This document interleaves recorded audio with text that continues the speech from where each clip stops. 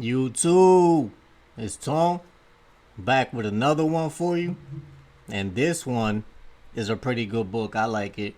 This shit goes into depth about the process of, canceling a court case using IRS tax forms and things like that. Because one thing that you need to keep in mind is that all these people are actually private corporations parading as government agencies. But in all reality, as soon as they engage in commerce, which they do, because every time you walk in there, they want a fucking couple of bucks from you. So as soon as they engage in commerce, they are demoted to the level of just a regular corporation, which is what they are. And they all have EINs. They're all registered with the IRS and the Treasury Department. They got TDA accounts. They're securitizing all these cases behind behind the scenes, selling off your cases, and you're the one fucking performing for all this, right? So, and they have zero liability throughout all of this, because nobody's calling them out on this shit. So the book's called Bank Temples, Play at the Casino. The cover, the cover's funny as fuck. So I think it's gonna draw a lot of attention. The cover just in general. If I don't get my channel fucking deleted because of that shit is funny. So let's get into this shit. So right here we got the proper implementation and use of internal revenue forms W-9. The W-9 form is the form that you want to give them before you start all of these processes. This is the form that allows them the opportunity to give you their EIN and their actual business name that they're operating under and things like that, which is going to allow you to file your taxes accordingly, okay? So the proper implementation and use of internal revenue forms W-9, 1040V, 1099A, 1099 OID, and the 1096, right? Because that's all going to be a withheld federal tax as well, okay? So these forms appear to be effective in dealing with the corporate gangsters, foreign bar agents, and executive trust administrators.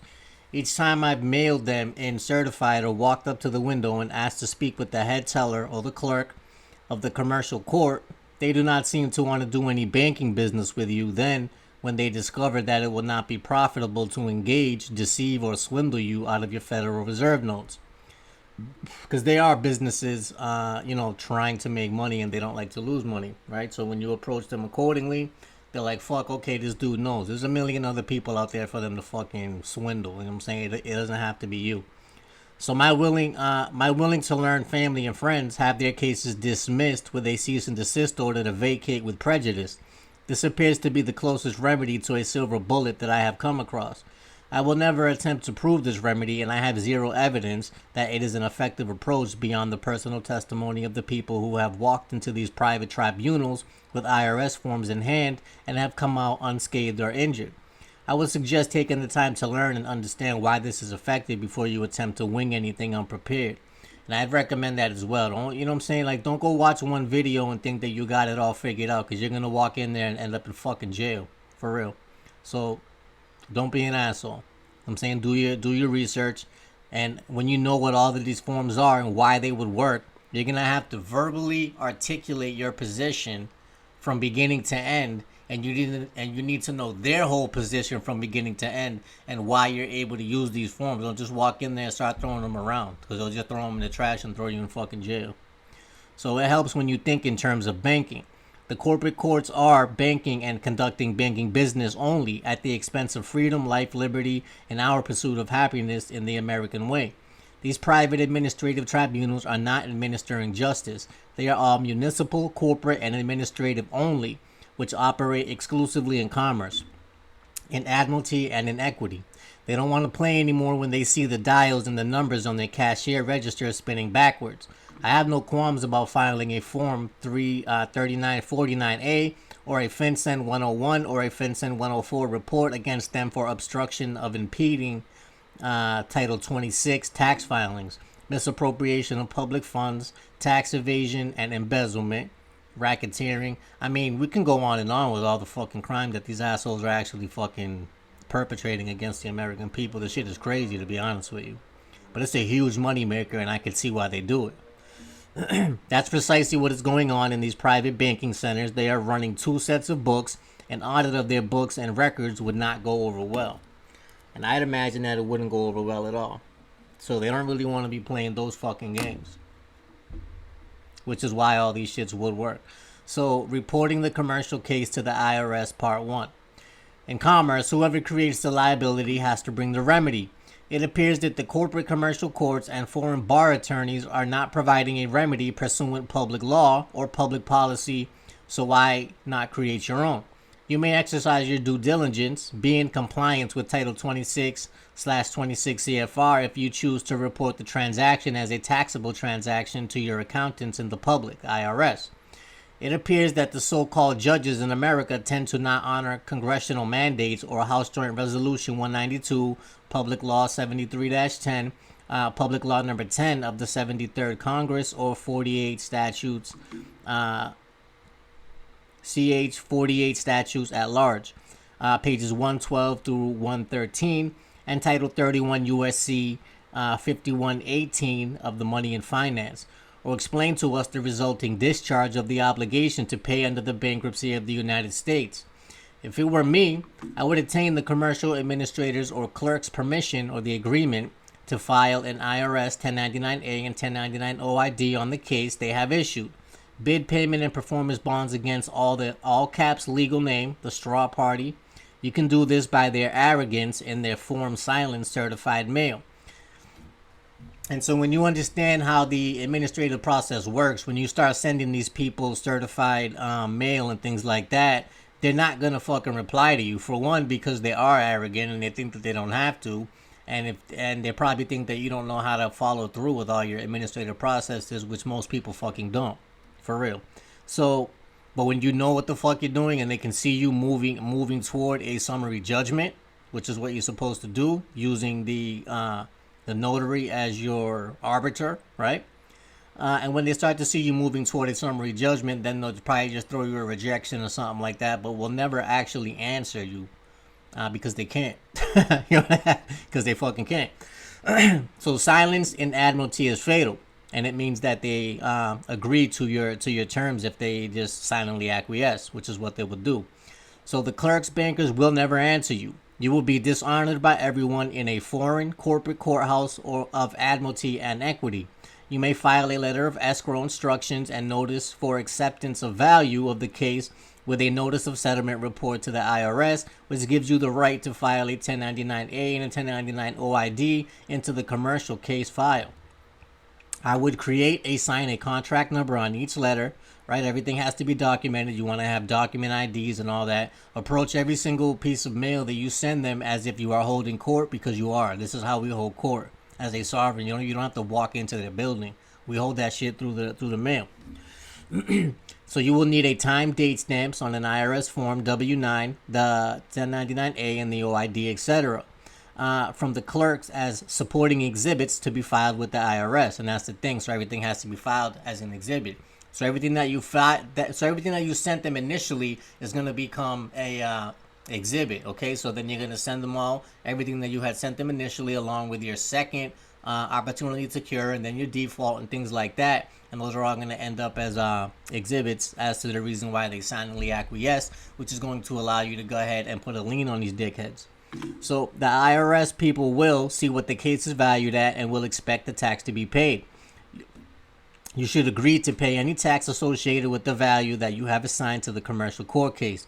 It appears that the corporate court officials steal our private exemptions to avoid their tax liability under Title 26. And that is what they're doing. They're stealing your fucking exemption to use it in order to not have to pay the taxes that they are obligated to pay, because this is all a fucking taxable event. So to avoid their tax liability under Title 26 and are not paying the tax on the commercial market value of the case. This also calls for filing of an IRS Form 3949 Suspicious Activity Report with the Treasury and a FinCEN 101 and or FinCEN 104 reports Financial Crimes Enforcement Network. And that's exactly what they're doing, okay? So you may ask the clerk at the window or in open forum court what the value of the case is and what the QSIP number is, since you are aware that the case is commercial and has been securitized and sold on the open market. The QSIP identifier is proof that the case has been monetized and securitized. You are not supposed to know this. The prosecutor and the clerk are planning to float the bonds out into the open market into investment pooling funds for profit to the benefit of the retirement accounts. So I don't even know why they do this shit, because by the time they're done fucking the whole country, they're too old and they're saggy ass balls. What are they even gonna do out on the beach when like nobody's gonna be fucking these people? Like really, what is it?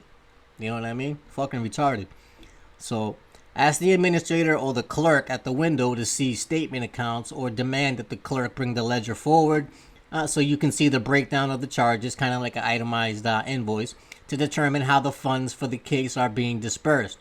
If they do not provide you with this information, then you must inform the administrator and the clerk, the head bank teller, that if they refuse to provide you with this information, you will assess the market value of the case in box 4 or 5 of the 1099-A for whatever the fuck you feel like. So $2 to $10 million per charge, give or take. Okay, so this is what you're going to be charging them, because that's about what it's worth. So you may think the case is valued at. So you have a duty to adjust and correct the tax records for your all caps name with the IRS. It might be a good idea and worth your while.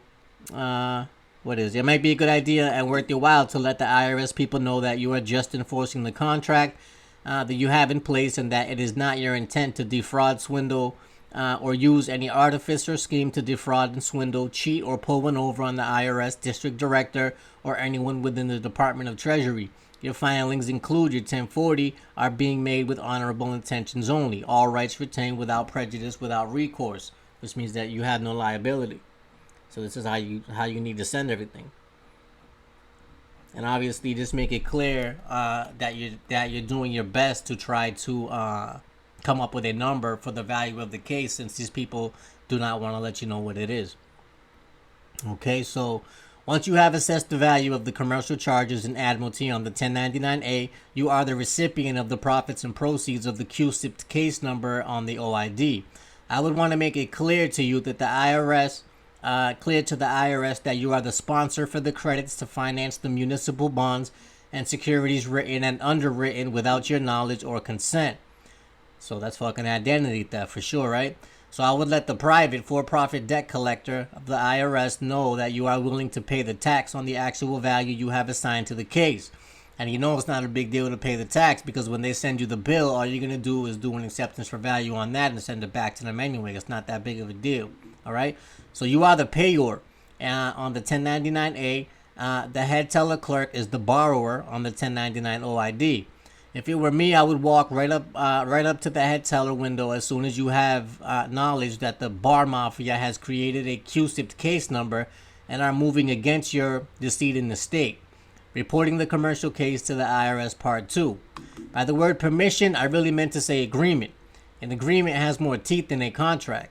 And when they silently acquiesce when you start the administrative process on them, what they're doing by their silence is agreeing. So you have an agreement. Okay, so that's what that means. So by getting the head teller's agreement to file the appropriate IRS tax forms, including supporting exhibits, you are covered in the event that you are visited by Treasury agents. It would be unlawful for any one of these foreign agents to retaliate against you for reporting a taxable transaction. Silence in Admiralty is fatal. The corporate gangsters of the state commercial courts will never answer or respond to an affidavit or anything that exposes their fraud or their RICO violations. All right? So, and I mean, that's exactly what it is. That shit is RICO. It's fucking racketeering. Right? Because everybody's involved in it, whether they know it or not. And I think the likelihood of all of them knowing is really fucking high. All right?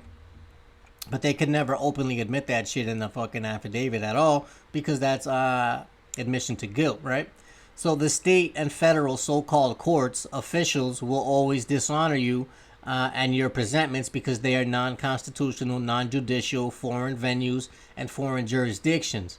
The officer for the de jure judge is always vacant, meaning that nobody's fucking there, right? So you can become the judge on any of these cases and go ahead and close that shit anyway. So the private corporations, so-called courts, are operating in commerce for profit and gain in violation of the rights of the people. It's called involuntary servitude, peonage, forced slavery, forced contracts, human trafficking, trafficking in slaves for profit, and the violation of the Universal Declaration of Human Rights and the International Covenant for Civil and Political Rights. So, so this is a real small list of the actual violations that these motherfuckers are getting away with. It's fucking ridiculous. So but there's big money, and again, I understand why they do it. I can see both sides of the table, but it's really not necessary. All right, and so, you know, regardless of the fact that whether they know what they're doing or not, there's always a price to pay. You know what I'm saying? So, and the crazy part is that they always fucking expect you to, you know, to take the accountability for whatever actions that you take out here when they hit you with these fake ass criminal charges. But as soon as you put them in a position where they need to be held accountable, they don't know what the fuck you're talking about. The fuck out of here. So, so what do we got? So the Declaration of Human Rights and the International Covenant for Civil and Political Rights, ICCPR, UN treaties, and a direct violation of the Trafficking Victims Protection Act, Public Policy L 106 to 386, House Joint Resolution HR 2620, and it's getting worse by the day. Form W-9, request for taxpayers identification number. That's what I was telling you about. So this is what you want to start with, the W-9. You want to hit them with that and get a hold of their tax identification number and file the cases accordingly, right? And you always want to check off the box liable for repayment, so they got to pay that shit back. And certification use for this form to provide your correct TIN to the person who is required. And so this goes with the Wizard of Oz, the Tin Man, right? Starting to make sense now. To the person who is required to file all information returned with the IRS to report, for example, income paid to you, real estate transactions, mortgage interest paid to you, acquisitions of abandonment of secured property, cancellation of debt, or contributions you made to an IRA. So these are going to fall under all of that shit, because really what they're doing is mortgage transactions, okay? So when you're dealing with securities and things like that, those are all going to fall under real estate and mortgage transactions. All right. So, and that's why all these courts are all signed up as co-ops as well. So they're set up as nonprofit, so they're not necessarily liable for taxes unless you make them so. Okay, so the commercial courts are a U.S. person by definition under W-9 guidelines in your dealings with all of the commercial courts of admiralty and statutory equity. I would proceed with a W-9 because when a corporation in commerce creates credit in your all caps name, it is a taxable event. And that's really what's happening. So they're creating credit in your name essentially by giving you a charge and saying that you have a debt to pay to society, which essentially means that you have a bill, right? So you got charged. They used your credit to create that instrument which they're presenting to you. That's what happens, okay? So you would need to acquire their EIN to do the 1096s, 1099A, and 1099 OID in order to claim the funds. All transactions are taxable transactions and reportable to the Internal Revenue Service. Just ask any IRS Criminal Investigation Division agent. And these are specifically who I deal with, in fact. Okay, I only deal with the Criminal Investigations Division, Auditing Division, and we deal directly with the Treasury 1500 Pennsylvania Ave. This is who we're playing with. If anything that I was doing was fraudulent in nature, I would have already got wrapped up. And to be honest with you, I'm surprised they haven't hit me with no fake ass fucking charges yet. You know what I mean? Maybe they will, maybe they won't. We'll see what happens. You know, I'm down for whatever, really. So anyway, moving on. CFR Title 26, Chapter 1, Subchapter F, Part 30, Subpart Information and Returns, Sections 301, 6111-3, 26 CFR 301-6111-3, disclosure of reportable transactions. And this is what you're doing. Disclosing a taxable transaction that has taken place that apparently the courts forgot to mention, right? So you just go ahead and file that. So 26 CFR 301-6707A1, failure to include on any return or statement any information required to be disclosed under Section 6011 with respect to a reportable transaction. You are always the payer/lender on the 1099A. You may claim to be the recipient of the value of the commercial court case via 1099 OID. The prosecutor and clerk will usually be an obstruction of Title 26 and obstruct your ability to correct the tax records. So, and this is what they're gonna do. By their silent acquiescence, not only are they agreeing to your stipulated terms that are in your contracts that they're throwing in the trash. Really, what they're doing is fucking agreeing to them.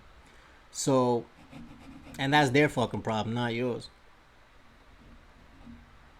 So let me write this down right here. Okay, so So the prosecutor and clerk will usually be an obstruction of Title 26 and obstruct your ability to correct the tax record information by failing to bring the ledger forward, providing you with a statement of account, or inform you what the market value of the case is, municipal bond securities, etc.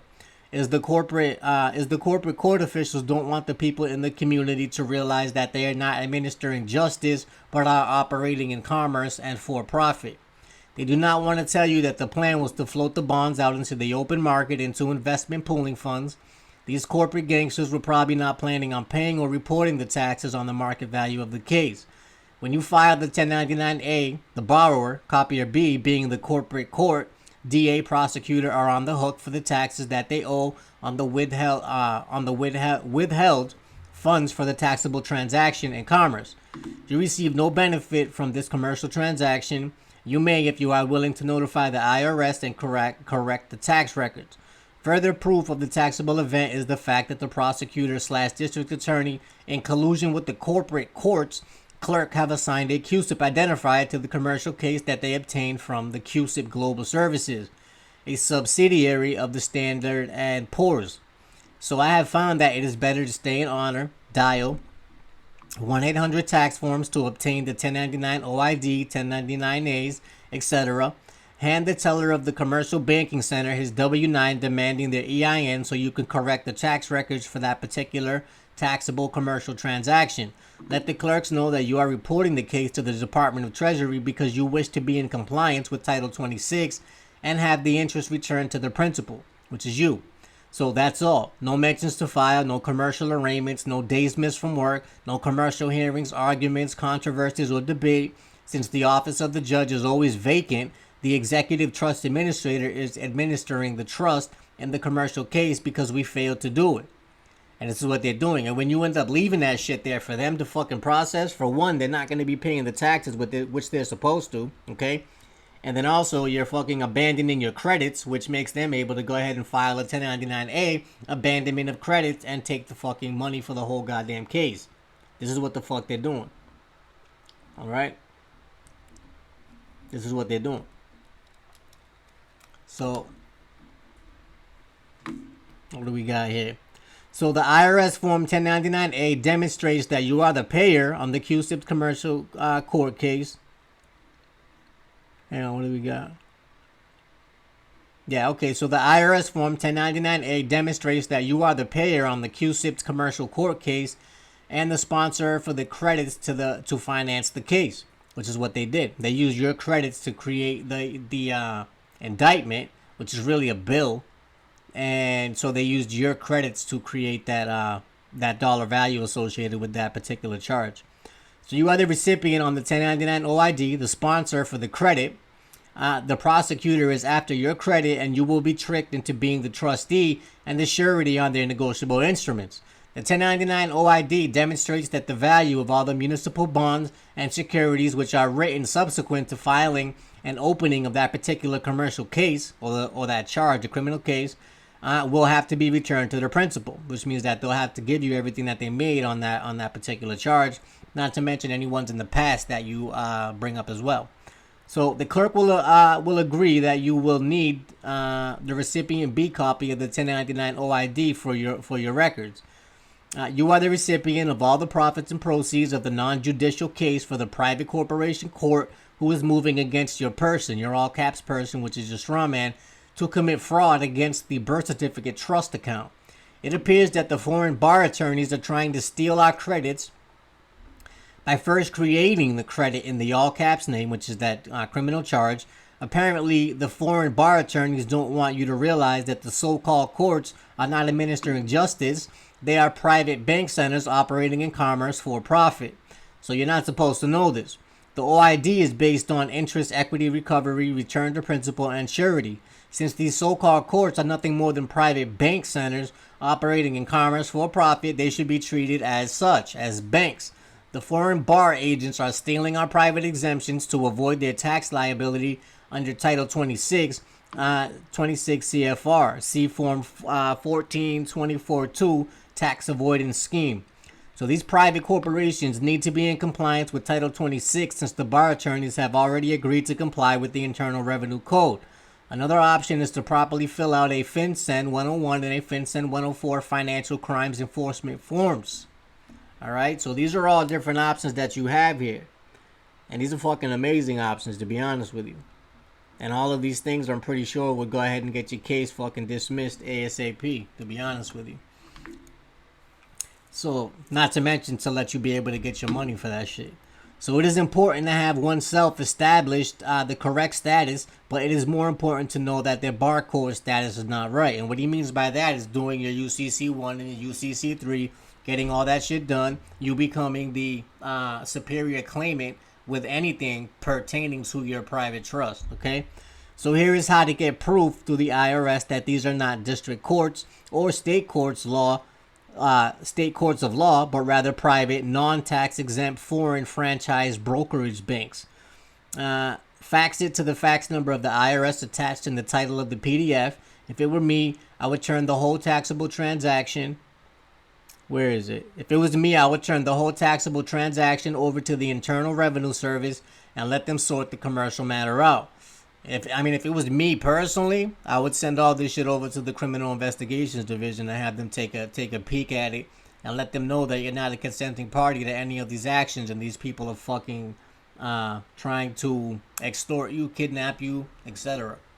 Alright? So this is a matter for the FBI and for Criminal Investigations Division of the Treasury Department.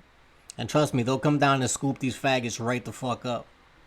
They will. So one may serve the clerk of court and ask for their EIN, completed IRS Form W-9, Articles of Incorporation, Articles of Association, Application 1023, Application 1024, 990 Return, Form 4506A, and the IRS Determination of Status Letter.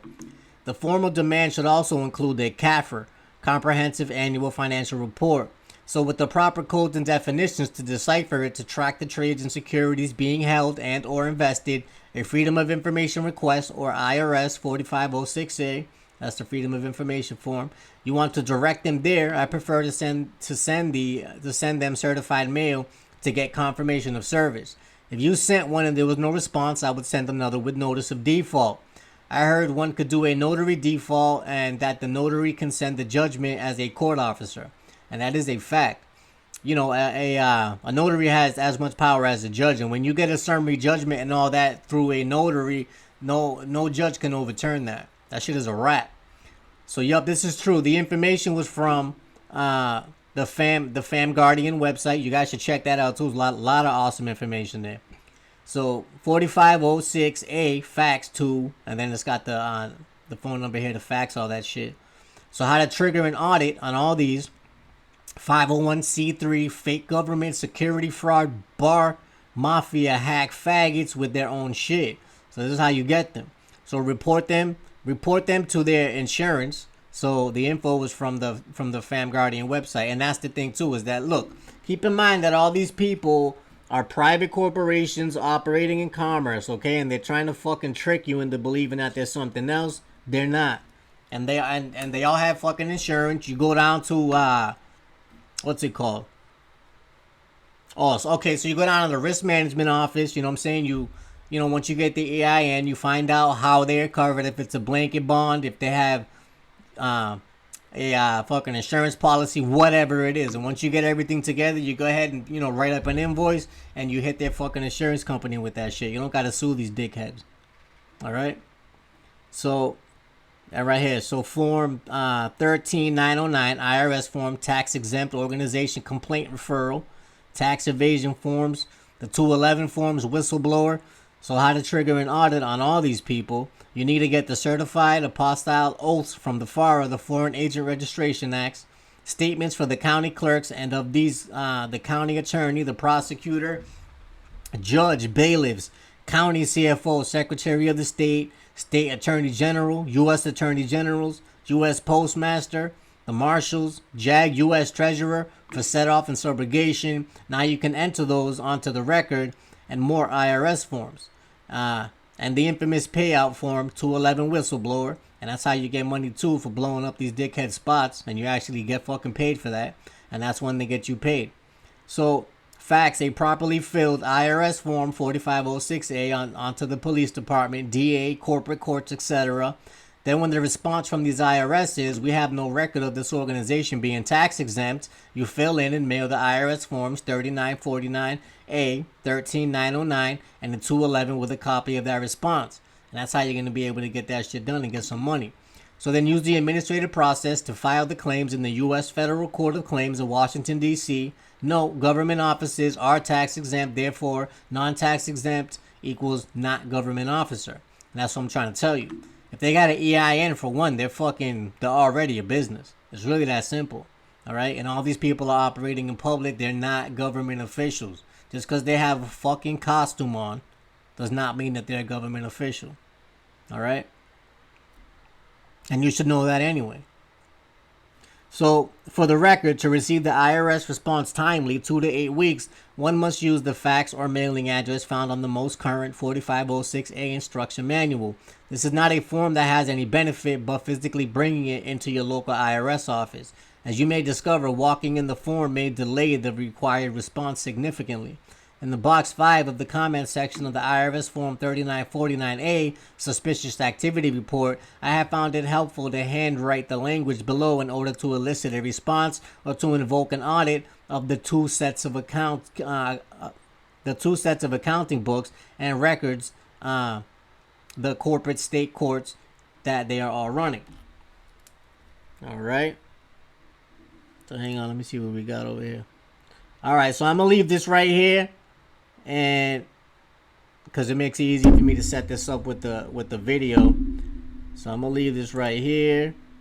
And so the rest of this book is fire too. If you want this book, send me an email. I'll send it to you right now. You can read the rest of it, or you can wait for the video I'll put up in another couple days. You know this shit is fire. If you're having any issues with criminal cases and shit like that, you already know what time it is. Ask for the book. I'll send it right over to you. Make sure you do your due diligence and you know what all these forms mean. Don't just go filing forms and fucking throwing them around and hoping that something sticks, because that shit will not do anything. All right? Make sure you know what you're doing. This is the game of chess. Stop playing checkers with these clowns. That's what I got for you for now. Until we meet again.